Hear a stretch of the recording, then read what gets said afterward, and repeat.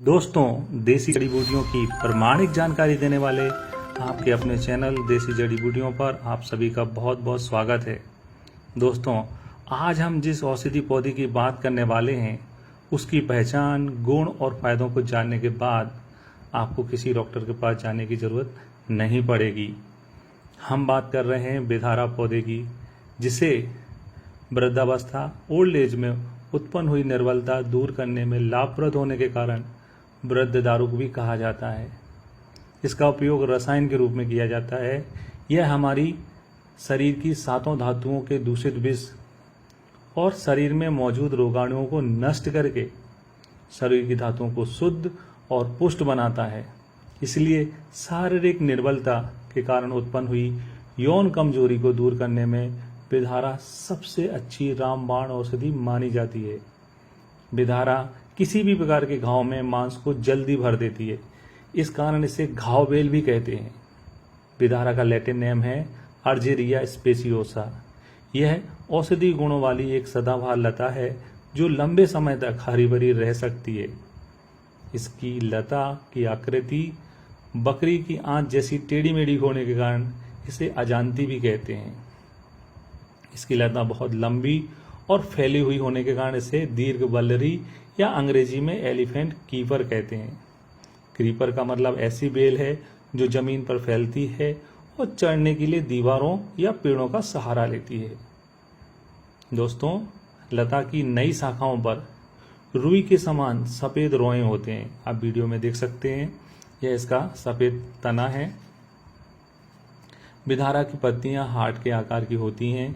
गिलोय कुर्ची जिसे हम कहते हैं, उसकी पत्तियां भी हार्ट के स्वरूप की होती हैं, लेकिन बेधारा की पत्तियों को ऊपर से देखने पर हरापन होता है उनमें, और नीचे चिकनी और सफेद कलर की होती हैं, उनमें रोए होते हैं। यह इसकी अलग पहचान है।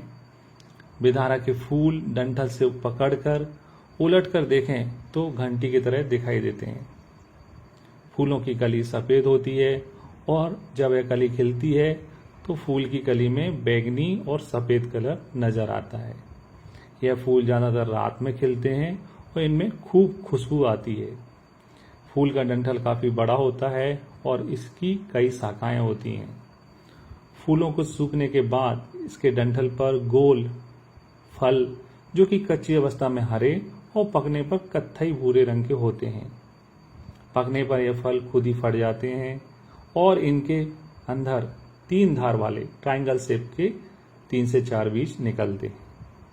बेधारा के बीज और फूल दोनों ही विशिष्ट स्वरूप के होते हैं। बेधारा की जड़ का औषधि प्रयोग होता है। बेधारा की जड़ और बेदारी कंद दोनों अलग अलग औषधियां हैं।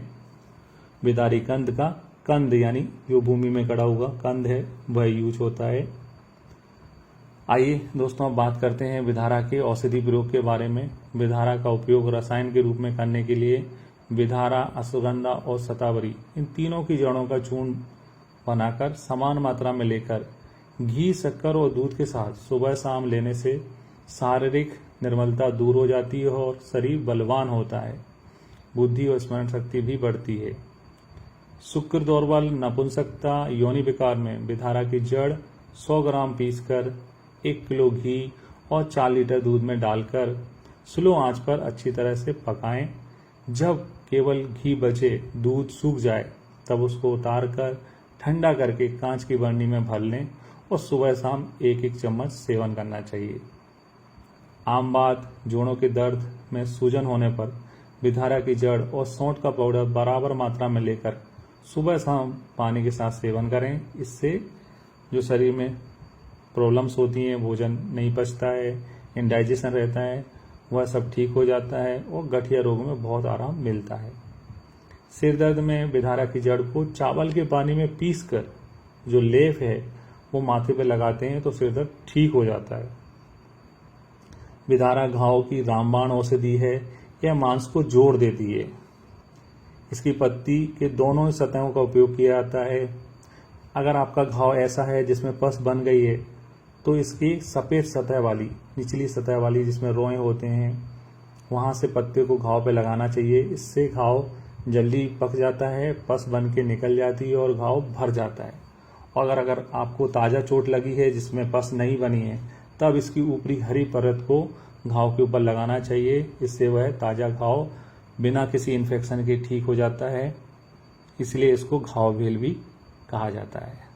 दोस्तों, यह थी जानकारी विदारा पौधे की। अगर आपको हमारा वीडियो पसंद आया तो इसे लाइक करें और हमारे चैनल को सब्सक्राइब करें। वीडियो को अंत तक देखने के लिए आप सभी का बहुत बहुत धन्यवाद।